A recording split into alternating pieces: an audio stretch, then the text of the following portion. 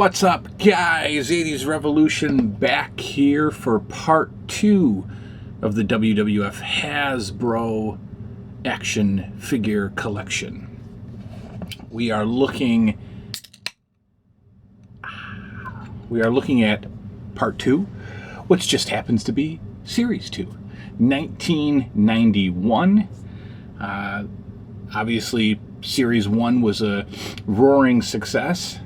And while the 80s, WWF in the 80s was the beginning of this massive surge of popularity of not only, pro wrestling in general, of course, but the WWF especially became the king of, marketing. And so it's no surprise that, LJNs did fantastically for the 80s. Unfortunately, not fantastically enough to sustain the LJN company.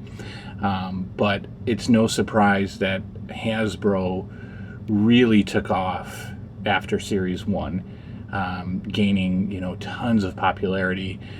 And again, WWF in the early 90s was everywhere, marketed any opportunity. It could be marketed to kids, to adults. Vince McMahon has always been a genius at marketing. So, Series 2 Hasbro coming up tonight. I'm noticing that Hasbro reviews are not as popular as LJN reviews, just views-wise or numbers-wise. I don't know. That's interesting to me. But let's keep it going and see if it gains popularity. A couple of announcements. The hammers that I have asked if any of you want are almost sold out. Here's another example of one now. Greg Valentine. Not all the signatures are this pretty. The ones that I'm sending out, I'm trying to pick through the batch and get the best ones to send to you. But those are almost gone.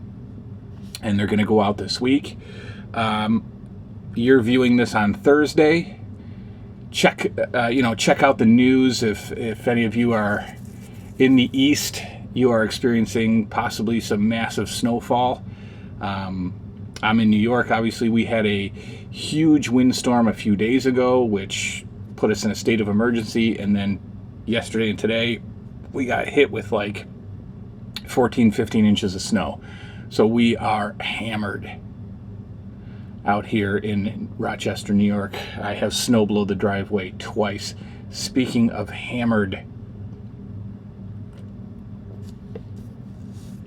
no, that's not true. You can't get hammered on Coors Light. I'm trying, but you can't.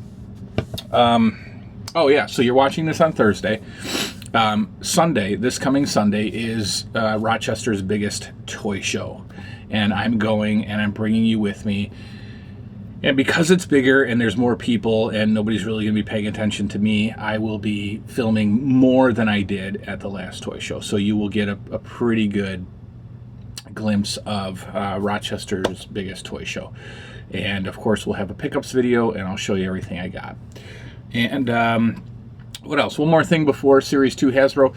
I don't want to get stale on you guys. I'm trying to, think of some new things I can add here. I want to do the 40-year-old Star Wars Virgin video series, where I watch and review, the Star Wars films that I've never seen. But I want to add something to it. I want to, do like a whole cooking thing with you. And like some of my original ideas for the channel was to have like a movie night where I cook like some 80s style food, whatever that means. Don't worry, I'll come up with it. And just kind of, cook and hang out with you and watch the movie and review it and whatever. So that's probably coming up soon. I want to do that. But any other ideas you guys got, you want me to spice things up? Again, I don't want to be stale. We got a ton of toys to review. Obviously, that'll never get old. But, if there's something special that you want me to do, if there's, something, anything, whatever, let me know. I work for you. So whatever you want me to do. Okay, so Series 2 Hasbro, 1991.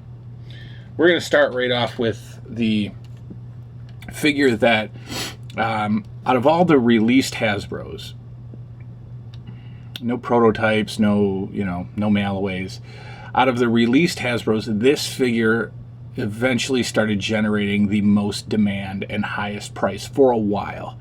Green card figures, the last series, has not really fluctuated too much in price. They've always been in demand. They've always been pricey. But for a long while, this figure was this was like $120 figure at one point.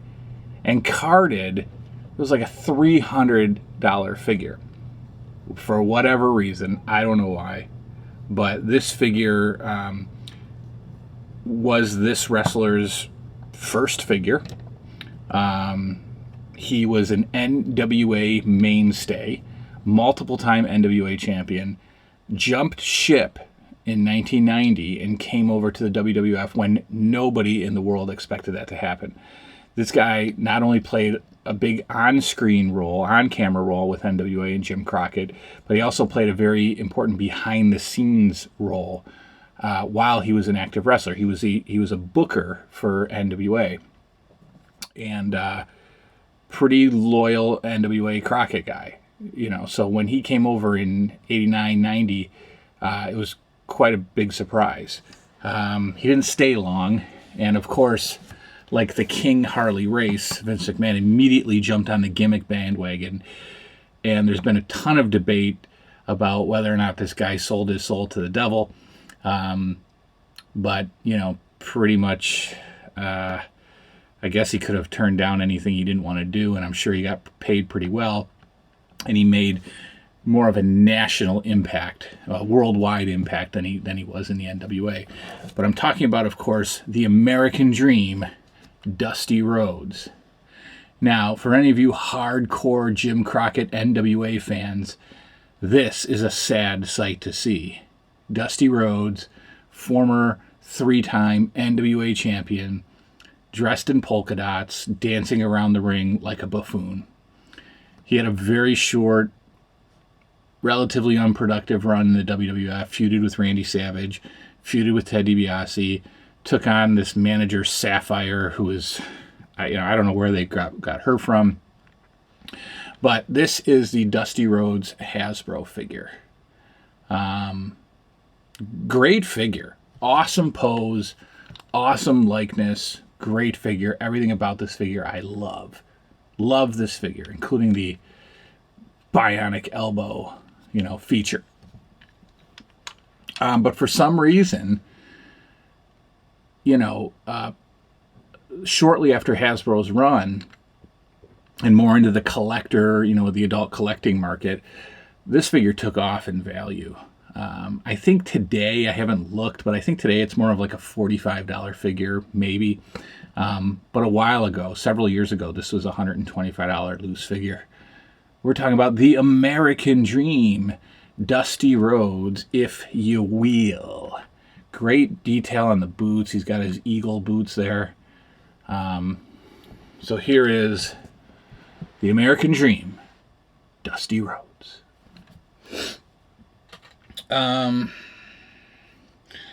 Couple of re-releases. Not re-releases, but, I don't know, redone figures.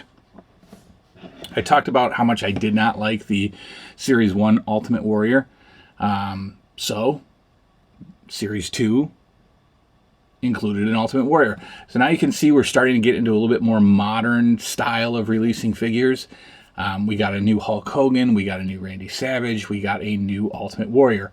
Only one of those really needed a re-release. Randy Savage kind of took on a different, not character, but a different persona, certainly a different outfit. He became the Macho King in 91. So he did need a new release, but Hogan and Warrior did not. So we're starting to see now, wrestling figures being released because they're popular and we know they'll sell. Every kid wants an Ultimate Warrior. Every kid wants a Hulk Hogan. So we've got Ultimate Warrior number 2.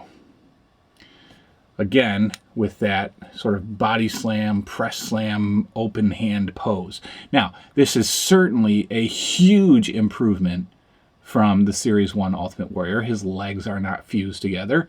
He looks good. I don't quite remember this outfit, but I don't know, it doesn't matter. They use the same Ultimate Warrior #1 head, so this is a reused head. And Hasbro did that a lot, which we will see going forward. The reuse of parts and the actual reuse of figures. I mean, you'll see, later on, you'll see figures that were just repainted to look like a completely different guy, and you'll still see like remnants of the figure that it was used for previously on the figure that it's supposed to be now. What does that mean? I'll show you later. But this is Ultimate Warrior #2, complete with Ultimate Warrior #1 head. And, you know, whatever body they used for the press slam body. There we have Ultimate Warrior #2, vast improvement over #1. We've got Hulk Hogan #2. Terrible figure. Terrible figure. The action move is called the Hulkster Hug. I don't know what you're supposed to do with this as a kid trying to play with your figures. His arms don't move. They just kind of open and close. Hulkster Hug. Difference about this, same face as Hulk 1, but we've got a much more, not just a good looking t-shirt, same ripped back, but the difference is we've got this weird hand pose that nobody could ever wrestle with. I don't get it, Hasbro. I don't understand it. Again, the figures look wonderful sitting on a shelf, but we're supposed to play with these things. And how do you play with the Hulkster Hug figure? I don't know. But here is Hulk Hogan #2. Brother. Great figure. The second Randy Savage. By this time, he had become the Macho King, having defeated, I believe, Hacksaw Jim Duggan, who defeated Harley Race to take the King of the Ring gimmick. Harley Race came into the WWF not as the King. He actually came in briefly as Handsome Harley Race, but I believe he won like a non-televised tournament, and he became the King of the Ring, complete with the crown and the scepter and the robe. Well, that was just his gimmick for a while. And then eventually they started making the King moniker a title, almost like a championship belt.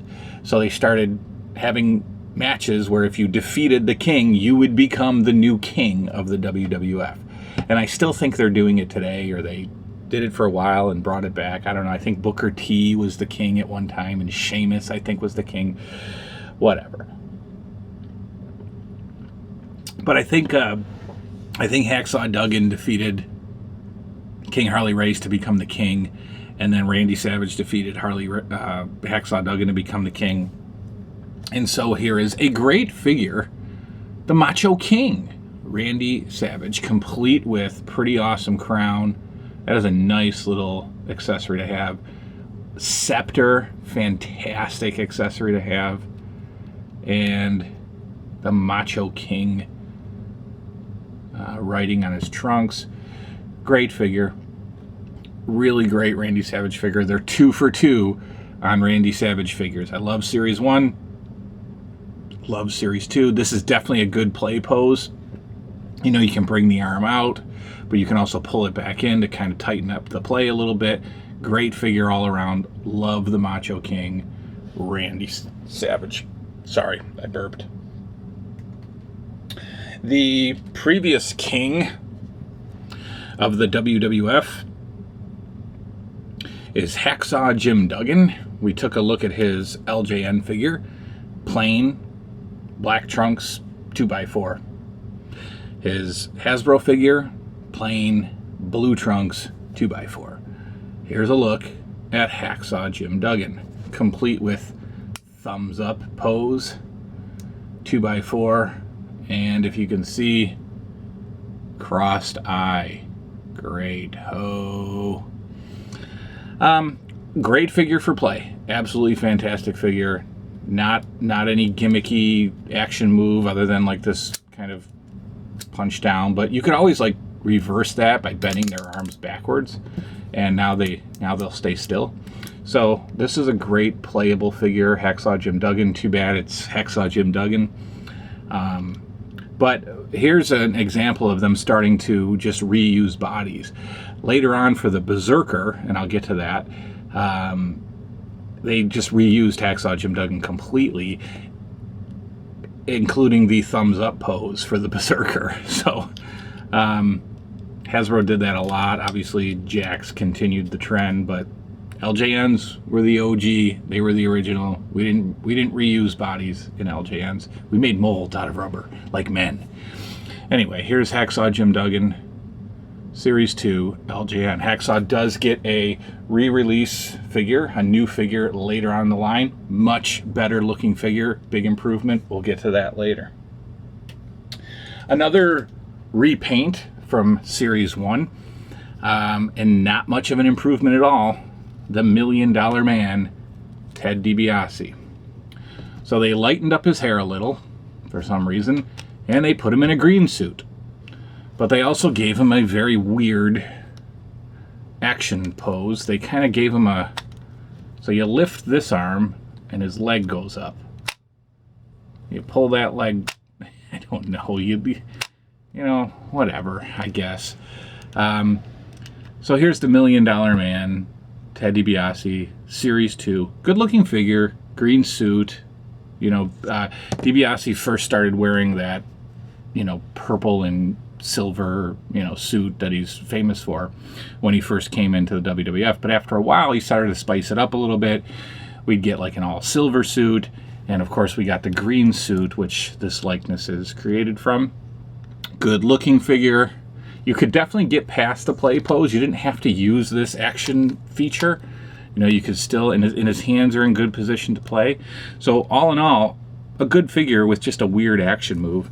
And of course, came with the $1 Million belt. The last three figures of the line, one of them is my favorite figure, or one of my favorite figures, is the Honky Tonk Man. Right here. Still the same problem that the LJN figure had, is that it's completely dressed in its Elvis type costume suit. And they did not make a second Honky Tonk Man in, you know, wrestling gear. But if you could get past the suit, it's a great figure. It's got a great play pose. It comes with an awesome looking guitar. If I can get it out of his hand. Great looking guitar, just as good as the LJN guitar. And like I said, just a great all-around figure. Much better, actually much better looking figure than the LJN. I think they really did well on the suit and all the musical notes. So here's Honky Tonk Man from Series 2, 1991 Hasbro's. The Honky Tonk Man. Of course, no wrestling figure line is complete without the Rowdy one, Roddy Piper. And I believe in 1991, Roddy was just coming back to the WWF to really get into his good guy role, which I found to be extremely annoying. Now, I might generate a ton of heat for this. I may lose subscribers for this. But I never liked Roddy Piper. Everybody talks about how great he was on the mic and how he was this master of promos. I disagree. If you go back and you watch any interview that Piper is in, he comes up with the silliest insults, catchphrases. The guy just kind of screams into the camera, makes a bunch of like weird gasping noises, laughs at himself, and his jokes aren't funny. They're not funny. I was never a Roddy Piper fan. And I especially didn't like him in his good guy role in the WWF. So in 1991, he came back. I think he got into a little feud with... actually, he was Intercontinental Champion for a while. Finally getting a belt in the WWF. Well-deserved, of course. Did some commentary, you know, so... And he had long hair. That was a first for Roddy Piper. So here is the Roddy Piper figure. Great figure, silly face, kind of a weird, I don't know what they're going with their face, but great looking figure. He's got his kilt. No play, no problems with play. Great pose for play. No silly gimmicky action move. Really good looking figure. Roddy Piper from his second run in the WWF 1991. And speaking of Roddy Piper's second run in the WWF, we now have Jimmy Snuka's second run in the WWF, which came around 1990, 1991. I'm surprised he did come back because when he was first in the WWF in the early 80s, obviously he got involved in that murdering his girlfriend thing, drug issues, dependability issues, really was kind of a lunatic.